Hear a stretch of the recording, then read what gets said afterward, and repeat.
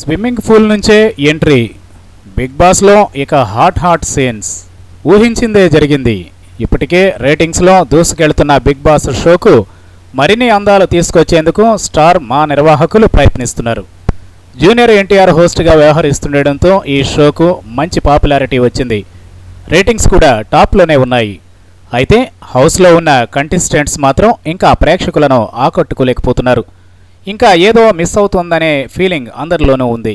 అందుకే దీక్షకు wild card మాత్రమే మిగిలారు. ఫస్ట్ వీక్లో జ్యోతి, రెండో వారంలో మధుప్రియ ఎలిమినేట్ అయ్యారు. బర్నింగ్ స్టార్ సంపూర్ణేష్ బాబు తనంతట తాను తప్పుకున్నాడు. ఈ నేపథ్యంలో దీక్షా పంత్ను వైల్డ్ కార్డ్ ద్వారా లోపలికి పంపించారు బిగ్ బాస్ నిర్వాహకులు. హాట్ అందాలకు దీక్షా పంత్ పేరు. గోపాల సినిమాతో దీక్ష తెలుగు సినిమాల్లోకి ఎంటర్ అయింది.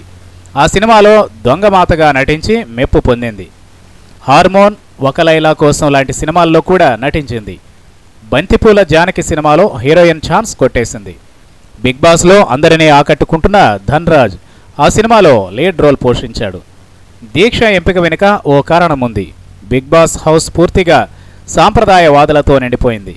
హాట్ అందాలు మిస్ అవుతున్నాయి. ప్రిన్స్ ఇప్పటికే బిగ్ బాస్కు మొరపెట్టుకున్నాడు. ఓ అందమైన అమ్మాయిని పంపించమని. బహుశా ప్రిన్స్ రిక్వెస్ట్ను బిగ్ బాస్ కన్సిడర్ చేసినట్లున్నాడు.